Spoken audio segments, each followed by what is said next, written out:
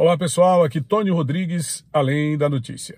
Você certamente já deve ter ouvido falar que o ex-ministro e pré-candidato a presidente da República, Ciro Gomes, é um homem acometido pelo sincericídio. Aqui e acolá, ele diz algumas coisas que devem ser levadas em conta, embora na maioria das vezes ele seja um camarada grosseiro, truculento, violento, agressivo. Mas ele diz algumas coisas que devem ser levadas em conta e nós já registramos isso aqui no canal Tony Rodrigues, Além da Notícia. Eu quero dizer que tem muitos pontos de crítica em relação ao Ciro Gomes, mas tem algumas coisas que eu considero importantes na sua conduta e na sua trajetória, que é a sua capacidade de argumentação e a sua capacidade de desnudar as realidades que muitos gostaríamos de saber. Eu vou citar só um exemplo. Partiu dele a revelação que durante a CPI dos bingos, o filho do Lula foi poupado para não provocar uma crise em nível nacional igual a do Mensalão, que poderia ter provocado a derrubada do governo Lula naquele segundo mandato de 2007 a 2010. Ou seja, ele participou de uma conspiração para acobertar um criminoso com o objetivo de garantir a sustentação de um governo corrupto. Ele mesmo disse isso no ar. Ele mesmo tem colocado essas verdades para que a nação brasileira fique sabendo. Agora, ele colocou uma outra verdade, eu vou trazer o vídeo para você aí, onde ele fala que os bancos são os maiores financiadores de pesquisas eleitorais no Brasil atualmente. Não são mais os institutos de pesquisa. Os institutos hoje estão a serviço dos bancos.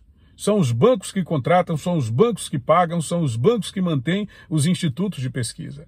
E muitos institutos de pesquisa deixaram, inclusive, de existir. A gente sabe que o IBOP, que é o Instituto Brasileiro de Pesquisa e Estatística, ele não é mais, porque ele deixou de existir por conta dos erros sucessivos, dos absurdos que foram praticados ao longo de várias campanhas eleitorais, principalmente na campanha de 2018, quando disse que Bolsonaro não ia para o segundo turno, quando disse que Bolsonaro, se fosse para o segundo turno, porque ele estava liderando a corrida sucessória, perderia para o Alckmin, perderia para o Ciro, perderia para o Haddad, perderia para todo mundo. Jamais seria o presidente da República. Então, deixou de existir o IBOP, que existia desde os anos 50. Me parece que a primeira pesquisa foi realizada na campanha presidencial de 1955, em que o Juscelino Kubitschek foi eleito presidente da República. E de lá para cá ele vinha mantendo essa hegemonia sobre a cena política brasileira. Eu acho que os institutos eles terminam contribuindo com determinadas emissoras de televisão, com determinados consórcios criminosos de mídia. Por que criminosos? Porque eles são constituídos para espalhar narrativas e não para defender a verdade.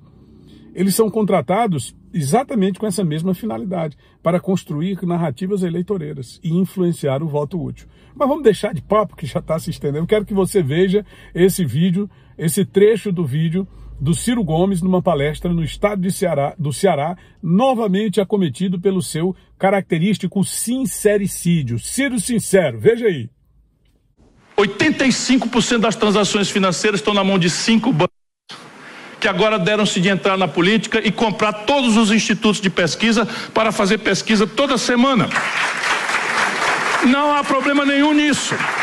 Apenas a gente tem que saber que 100% das pesquisas publicadas são compradas ao preço de 200 mil a 1 milhão de reais, e só no Brasil você tem isso toda semana.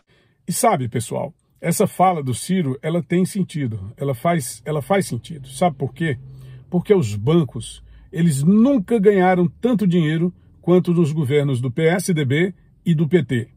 O governo Fernando Henrique Cardoso, que governou entre 1995 e 2002, o governo Fernando Henrique Cardoso criou um programa chamado PROERD.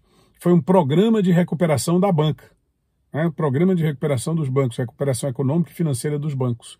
Muitos deles estavam falidos e conseguiram se sobressair a partir desse programa com dinheiro federal, com dinheiro do governo federal. A quantidade de dinheiro federal que se dá para os bancos, pelo que a gente pode observar, 4 ou 5 vezes mais do que se gasta com as políticas sociais, por exemplo, com as políticas de infraestrutura, com a manutenção e o custeio da máquina pública, talvez 10 vezes mais nesse item de custeio e manutenção.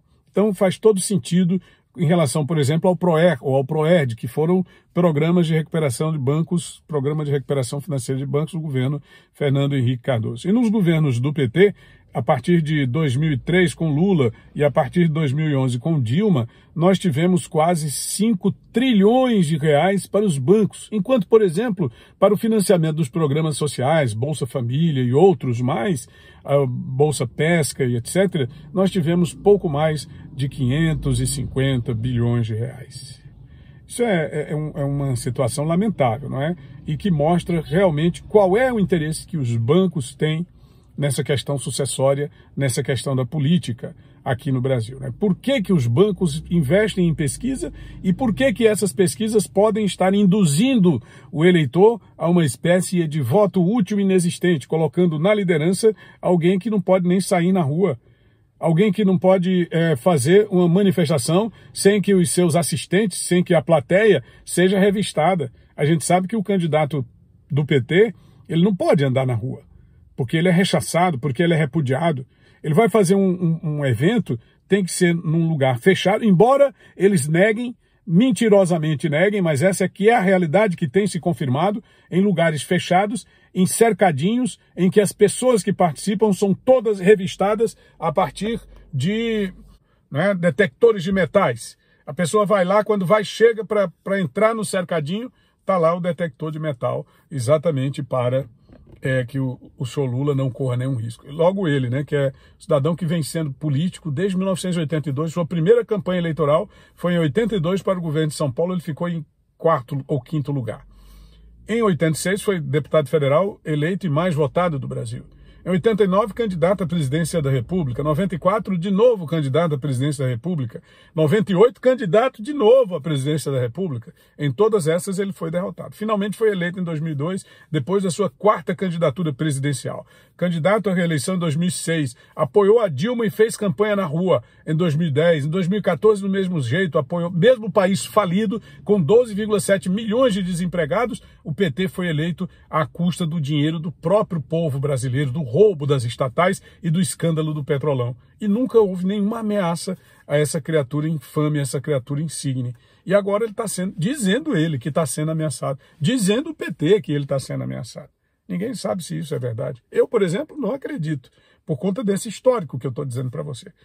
É diferente, por exemplo, do presidente Bolsonaro, que na primeira campanha presidencial, eles não queriam que ele chegasse à presidência da República e mandaram dar-lhe uma facada. Quem mandou? É preciso que a Polícia Federal diga. Que mandaram, está escrito com todas as letras. Eles querem dizer que aquele Adélio Bispo é um lobo solitário. Eu também, é outra tese que eu não acredito. Mas olha, eu vou encerrar esse vídeo pedindo que você deixe o seu like. É muito importante que você deixe o seu like. A questão do compartilhamento fica ao seu critério, tá? Mas se você puder, comenta, deixa um comentário, porque isso também dá relevância ao vídeo dentro da plataforma do YouTube, tá bom? Grande abraço, muito obrigado e até o nosso próximo encontro. Tony Rodrigues, Além da Notícia.